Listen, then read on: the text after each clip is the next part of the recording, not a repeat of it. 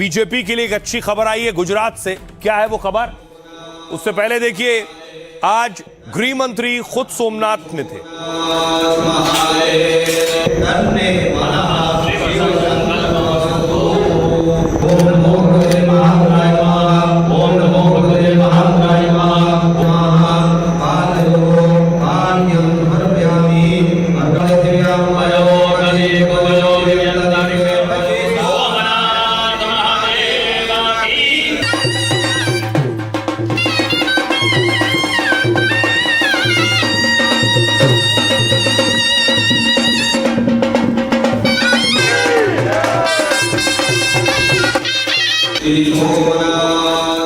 अब बात अच्छी खबर की, वो अच्छी खबर है ये, गुजरात में जो नगर निगम के चुनाव हुए हैं, बीजेपी को वहां बड़ी जीत मिली और उसके बाद जश्न शुरू हुआ।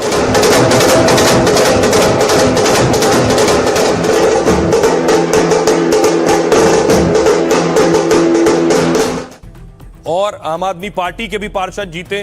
तो देखिए जरा, आम आदमी पार्टी के कार्यकर्ता भी ढोल नगाड़ों के साथ, झंडों के साथ जश्न मना रहे हैं।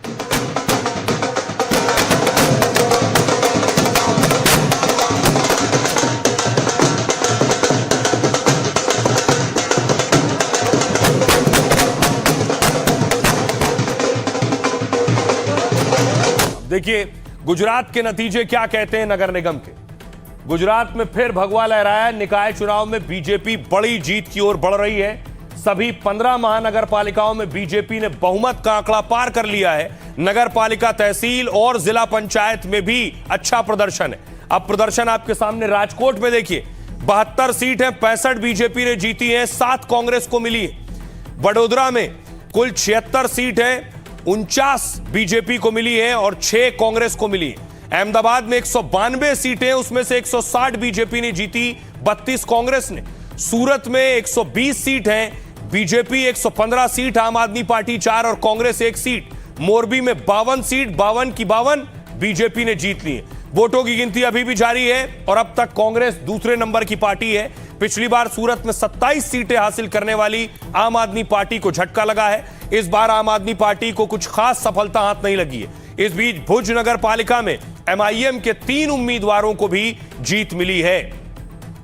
सुनिए जरा क्या कुछ कह रहे हैं सियासतदान। जिस प्रकार से कई पॉलिटिकल पार्टीज ने गुजरात के नागरिकों को भड़काने की कोशिश की, गुजरात के नागरिकों को अलग रास्तों में भेजने की कोशिश की, लेकिन गुजरात के नागरिकों ने फिर से एक बार देश के लोकप्रिय प्रधानमंत्री श्री नरेंद्र भाई मोदी जी की विकास की राजनीति को चुना है। एक एक गांव से लेकर शहरों तक भारतीय जनता पार्टी ने एक ऐतिहासिक विजय प्राप्त की है। गुजरात में चुनाव नहीं हुआ। गुजरात के अंदर सरेआम सरकार ने लोकतंत्र की हत्या करने की कोशिश की कि गुजरात में जिन सीटों पर आम आदमी पार्टी के उम्मीदवार लड़े, उन्होंने बहादुरी के साथ मुकाबला किया भाजपा का। और आज गुजरात के अंदर भाजपा से मुकाबला करते हुए जिन क्षेत्रों में आम आदमी पार्टी चुनाव लड़ी पूरे गुजरात में, वहां नंबर 2 की पार्टी बनकर के उभरी है। तो राइट, खबरों में आगे बढ़ते हैं। अब आपको मुंबई लिए चलता हूं। मुंबई से आज की एक और बड़ी खबर सामने आई है। धर्म पूछा और चाकू से गोद दिया है एक शख्स, जिसकी तस्वीर मैं आपको दिखाऊंगा। यह है वो शख्स, आरोपी जुबैर। जुबैर पर आरोप है कि इसने पहले लोगों से पूछा, नाम, धर्म और कलमा पूछा और उसके बाद उन पर हमला कर दिया। इसकी जो सीसीटीवी तस्वीर सामने आई है वो मैं आपको दिखाऊं। ये अगर आप देखिए, ऊपर से ली गई तस्वीर है, सीसीटीवी है या फिर किसी ने मोबाइल कैमरा से बनाई है। नीचे ये चाकुओं से हमला कर रहा है, नाम पूछ कर, धर्म पूछकर।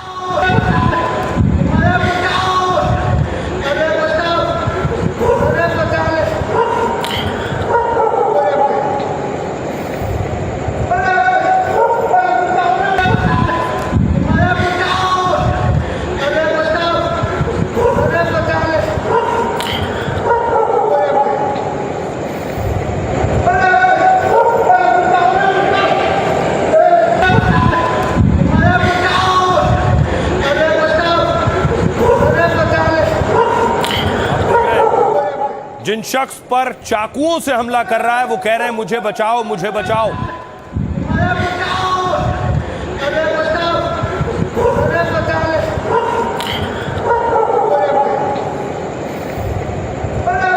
और उसके बाद इस शख्स की गिरफ्तारी हुई, बाकायदा पुलिस की एटीएस को लगा दिया गया और एटीएस ने गिरफ्तारी की है ज़ेब जुबैर की।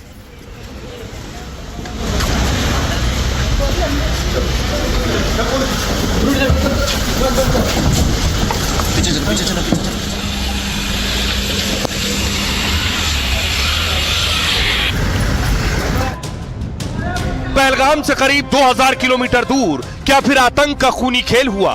क्या आतंकी मानसिकता ने हिंदुस्तान की आर्थिक राजधानी को दहलाने की साजिश रची? क्योंकि पहले नाम पूछा, धर्म पूछा, कलमा पढ़ने को कहा और फिर चाकुओं से गोद डाला। ठीक वैसे ही जैसे पहलगाम में आतंकियों ने पहले धर्म पूछा था, कलमा पढ़वाया और फिर गोलियों से भून डाला। क्या वही दहशत की साजिश मुंबई में रची गई, जहां रात के अंधेरे में एक पहलगाम पार्ट 2 होना था? अब देखिए जरा कैसे और क्यों इस शख्स ने बेरहमी से लोगों से धर्म पूछकर उन पर हमला किया है। कल रात को करीब 4 बजे जब ज्यादातर लोग सो रहे थे, तभी मुंबई के मीरा रोड इलाके पर बड़ी वारदात हुई। यहां एक शख्स ने धर्म पूछकर 2 लोगों को चाकू मार दिया। दावा है आरोपी जुबैर नया नगर इलाके में पहुंचा। वहां अस्मिता ग्रैंड मेंशन के पास 2 सिक्योरिटी गार्ड ड्यूटी पर थे। एक का नाम राजकुमार मिश्रा और दूसरे का नाम सुब्रतो सेन।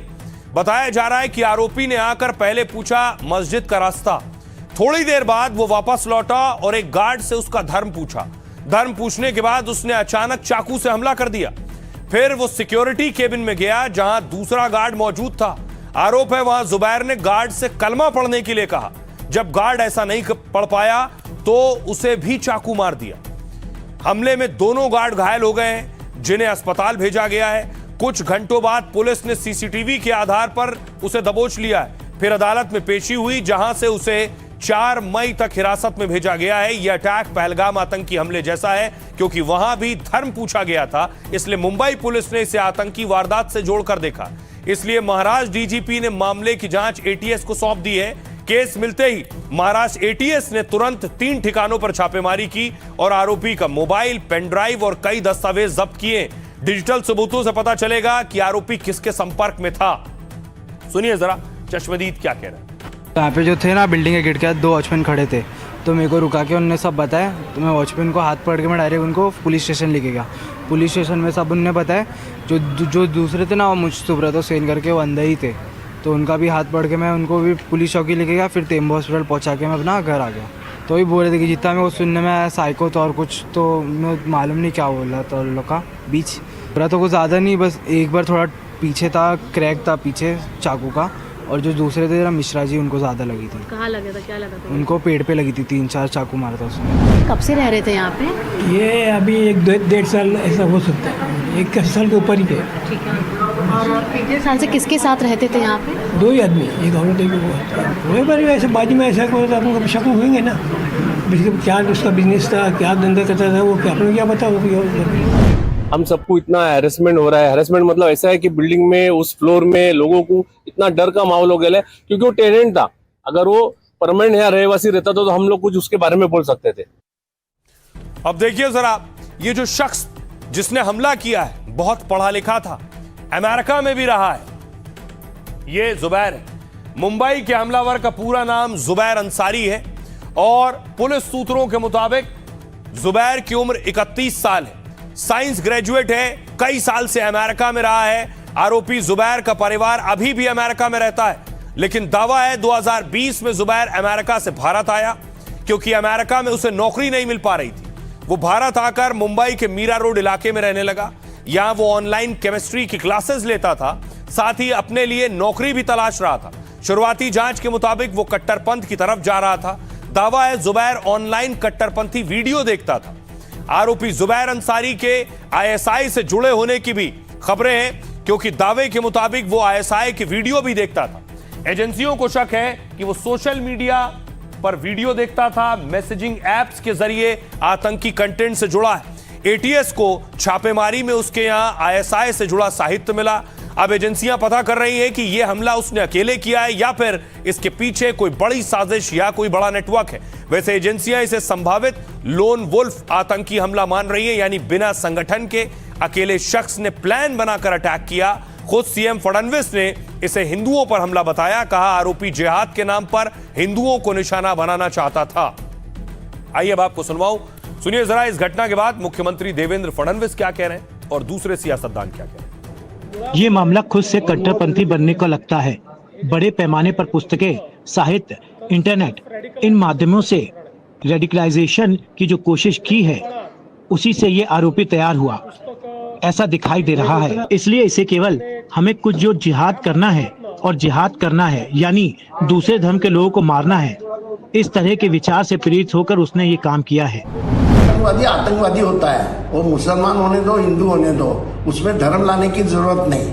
ऐसा है कि आतंकवादी खाली मुसलमान है, ये सही बात नहीं। आतंकवादी आतंकवादी है, वो मुसलमान होने दो, हिंदू होने दो। इस प्रकार के जो आतंकवादी जिहादी मूवमेंट के द्वारा हिंदुओं में डर भीति फैलाने का प्रयास मालेगांव में होता है, सिल्लोड में होता है, मुंब्रा में होता है, मालवनी में होता है, अब नया नगर भी उसका एक केंद्र बन रहा है।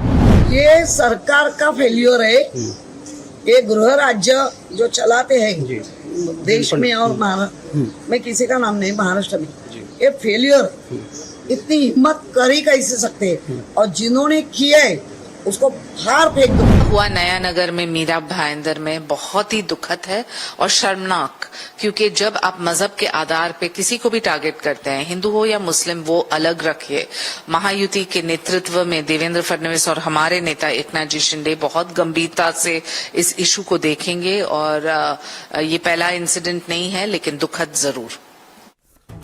आइए खबरों में आगे बढ़ते हैं। आज की एक और बड़ी खबर है, एक बैंक में डकैती पड़ गई।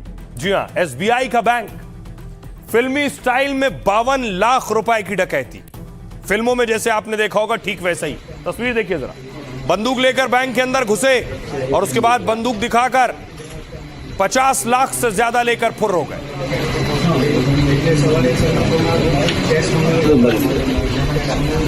અહીંયાથી જે કંઈક ફોટો વિડીયો લે છે એમાંથી પોલીસ સિવાય કોઈ। तस्वीर आप देख रहे हैं कि किस तरह से जो रिसेप्शन पर है उसे जो काउंटर पर है उन सबको एक तरफ इकट्ठा किया है। सबके हाथ में आप देख रहे हैं बंदूक है। गुजरात के सूरत की घटना है।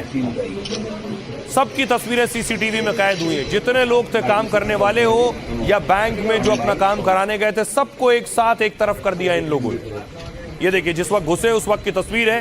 सबके ऊपर बंदूक तान दी, बैग लेकर आए थे, सबको धमकाते रहे बंदूक की नोक पर, और उसके बाद लाखों रुपया ले उड़े। पुलिस सिवाय कोई। और आइए अब आपको बताऊं कैसे इस पूरी वारदात को अंजाम दिया गया। सूरत में जब दोपहर के 2:05 हो रहे थे, ये वही तस्वीर है। ज्यादातर लोग घरों में कैद थे, इलाका सुनसान था क्योंकि गर्मी बहुत ज्यादा है। तभी लंबे हनुमान रोड पर एसबीआई बैंक में 5 बदमाश घुसे और एक आरोपी को बाहर मेट्रो रेल के पास निगरानी के लिए रखा गया। हथियारों के दम पर 52 लाख की डकैती को अंजाम दिया गया, क्योंकि बाइक से बैंक पहुंचे आरोपियों के पास पिस्तौल थी कुछ इस तरह से, और हथियारबंद डकैतों ने बैंक में घुसते ही अलार्म के तार काट दिए थे कि अलार्म ना बजने पाए, ताकि वारदात के दौरान कोई सूचना तुरंत बाहर ना जा सके। फिर बदमाशों ने पिस्तौल दिखाकर बैंक कर्मचारियों को डराया, ग्राहकों और कर्मचारियों के मोबाइल छीनकर कोने में बिठाया, और इस दौरान बैंक में दहशत का माहौल था। सब डर से कांप रहे थे। तभी डकैतों ने कैशियर के पास मौजूद 12 लाख रुपए लिए उससे कैश, और उसी वक्त हुआ क्या कि कैश मैनेजमेंट सर्विस के कर्मचारी भी आ गए। वो अपने साथ कैश वैन में 40 लाख रुपए नगद लेकर पहुंच गए उसी वक्त। लेकिन वो जैसे ही आए, बदमाशों ने उनसे वो 40 लाख भी ले लिए। कुल 52 लाख रुपए कैश थैलों में भरे और भरकर निकल लिए। पूरी वारदात को करीब 50 मिनट में अंजाम दिया गया। बदमाशों के जाने के बाद 15 मिनट बाद तक कर्मचारी टेबल के नीचे छिपे रहे, यहां तक कि कैश वैन के गार्ड के सामने से डकैत चुपचाप निकल गए। कई घंटे बाद पुलिस डॉग स्क्वाड लेकर पहुंची है और आरोपियों को पकड़ने के लिए क्राइम ब्रांच की पूरी टीम लगा दी गई है। करीब 100 पुलिसकर्मी 22 से 25 साल के डकैतों को ढूंढ रहे हैं। आइए अब आपको सुनवाता हूं, सुनिए जरा डीसीपी क्या कुछ कह रहे हैं इस पर। 50 लाख जैसा अमाउंट को लूटा गया है। टोटल 5-6 आरोपी हैं जो कि बाइक से आते हुए नज़र आ रहे हैं और इसमें हम तपास कर रहे हैं कि ये कहां से बिलोंग करते हैं। इन्होंने बैंक में जो भी प्रिलिमिनरी पता चला है कि वेपन दिखा के उनके फ़ोन छीन लिया और उनके फ़ोन छीनने के कारण ये पुलिस को कांटेक्ट नहीं कर पाए और साथ में अलार्म सिस्टम्स को भी कट ऑफ करके वायर को डिसेबल कर दिया गया था। पुलिस की टीम यहाँ पर तुरंत पहुँची और इन्होंने वेपन दिखा के और इनको डरा धमका के सारे पैसे लूट लिए और अलग अलग टीम्स यहाँ बनी हुई हैं। क्राइम ब्रांच की टीम है, जोन 1 की अलग अलग टीम्स यहाँ पे बनी हुई है और हम जल्दी इस केस को क्रैक करेंगे। हम डिफरेंट डायरेक्शंस में इसको फॉलो अप ले रहे हैं। तो ये खबर एक बैंक लूट की थी, बैंक डकैती की। एक और खबर बैंक से आई है जो सिस्टम का एक सही चेहरा बताती है कि वो सही के नाम पर लोगों को किस हद तक परेशानी होती है। बेबस इंसान, सिस्टम कंकाल। तस्वीर मैं आपको दिखाऊं, ये देख रहे हैं ओडिशा की तस्वीर है। एक शख्स अपनी बहन का शव लेकर जा रहा है क्योंकि बैंक ने पैसा देने से मना कर दिया था। बैंक ने कह दिया था पहले बताओ बहन मर चुकी है, उसका प्रमाण दो। तो प्रमाण के तौर पर सीधे शव उठाकर बैंक पहुंच गया।